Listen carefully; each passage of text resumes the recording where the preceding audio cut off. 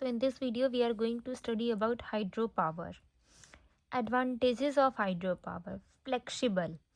It is highly flexible and it can be very easily comply to the power backdown instruction issued by DISCOM. तो first advantage क्या है कि ये flexible है, highly flexible है और ये ईजिली कॉम्प्लाई करता है. जब भी मतलब पावर ब्रेकडाउन का इंस्ट्रक्शंस होता है, अगर डिस्कॉम कभी भी इशू करता है पावर ब्रेकडाउन इंस्ट्रक्शन तो ये ईजिली कॉम्प्लाई करता है. नेक्स्ट है low operational expenditure. It is largely left to work of maintenance. तो ये लो ऑपरेशनल एक्सपेंडिचर मतलब इसका क्या है कि ये मेंटेनेंस के ऊपर बहुत ज़्यादा डिपेंड करता है.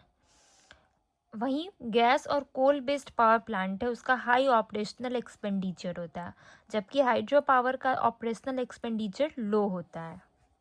ये clean and renewable source of power generation है, यहाँ पे कुछ भी बर्न नहीं होता. लेकिन कंसर्न्स क्या है, इन्वायरमेंट कॉस्ट है, इकोनॉमिक कॉस्ट है और सोशल कॉस्ट जो इसका हाई है. ये इन्वायरमेंट को भी हार्म करता है, हाई इकोनॉमिक वैल्यू और सोशल कॉस्ट भी इसका हाई है. तो कुछ मेजर कंसर्न्स क्या है लार्ज हाइड्रो प्रोजेक्ट से related. Hydro power is costlier than the coal based power, solar power, wind energy etcetera. This is due to high initial investment and low and long gestation period.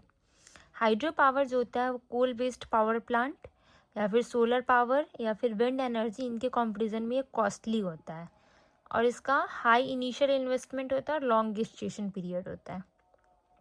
Next, there are a number of environmental concerns as well. The projects that are associated with large dams affect the siltation process in the downstream regions.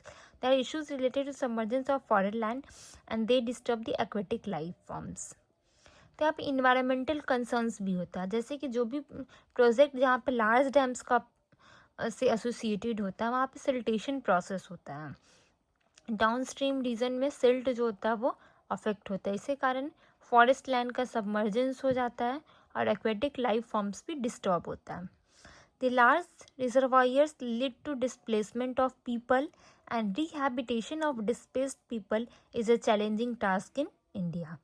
तो जो भी large reservoirs होता है उसकी वजह से लोगों का डिस्प्लेसमेंट होता है और डिस्प्लेस्ड पीपल का रिहैबिटेशन करवाना, उनको फिर से सेटल डाउन करवाना एक चैलेंजिंग टास्क है इंडिया में.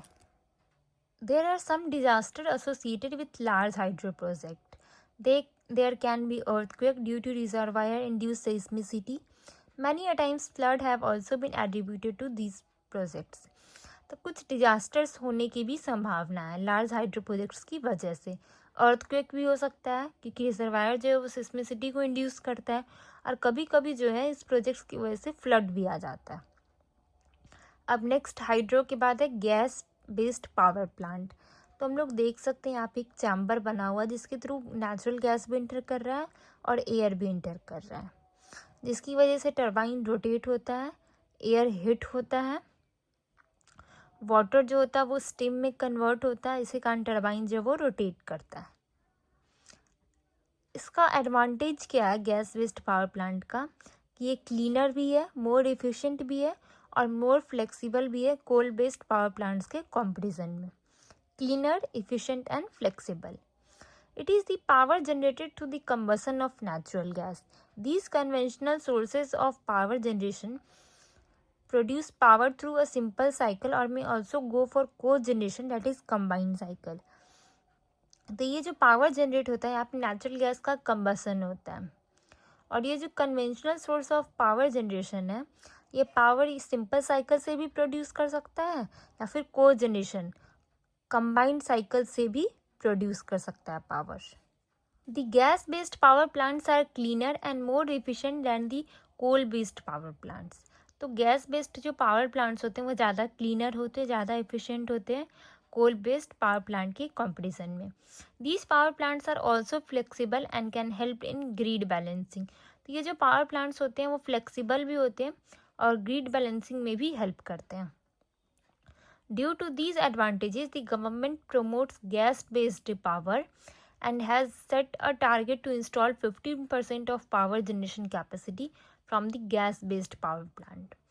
तो एडवांटेजेस की वजह से गवर्नमेंट जो वो गैस बेस्ड पावर प्लांट को क्या कर रही है, प्रमोट करी है और एक टारगेट सेट की है कि वो 15% जो पावर जनरेशन कैपेसिटी है वो गैस बेस्ड पावर प्लांट से प्रोड्यूस होगा. Although the government promotes gas-based power plants, but the actual share in power generation at present is negligible. अभी जो एक्चुअल जो शेयर है पावर जनरेशन का गैस बेस्ड पावर प्लांट से वो negligible है and 60% of the capacity has been idle since 2013. तो 60% जो कैपेसिटी है वो ऐसा बताया जा रहा है 2013 से ही कि ये इस मैक्सिमम कैपेसिटी है इसका. Limited availability of natural gas is the main concern. Main problem यहाँ पे क्या है कि नेचुरल गैस की जो अवेलेबिलिटी है वो लिमिटेड है. Moreover the power plants are also accorded the least priority and the gas available is given to fertiliser units and for city gas distribution. Power plants जो होता है उनको मतलब लीस्ट प्रायोरिटी दी जाती है और जो भी गैस अवेलेबल होता है वो फर्टिलाइजर यूनिट्स को दी जाती है या फिर सिटी गैस डिस्ट्रीब्यूशन में कंज्यूम हो जाता है. We also have huge reserves of shale gas that is difficult and costly to explore in India. हमारे पास ह्यूज रिसोर्सेज है सेल गैस का इंडिया में, लेकिन वो डिफ़िकल्ट और कॉस्टली टू एक्सप्लोर है. These are likely to be present in Cambay basin, Kaveri basin, Krishna Godavari basin, Ganga Godavari basin, Assam, Arakan Basin, etc. But we have not been able to explore these useful sources of energy. तो ये जो बहुत सारे basin में present है लेकिन हम लोग उसको अभी तक एक्सप्लोर नहीं कर पाए इस यूजफुल सोर्सेज ऑफ एनर्जी को जो कि सेल गैस है.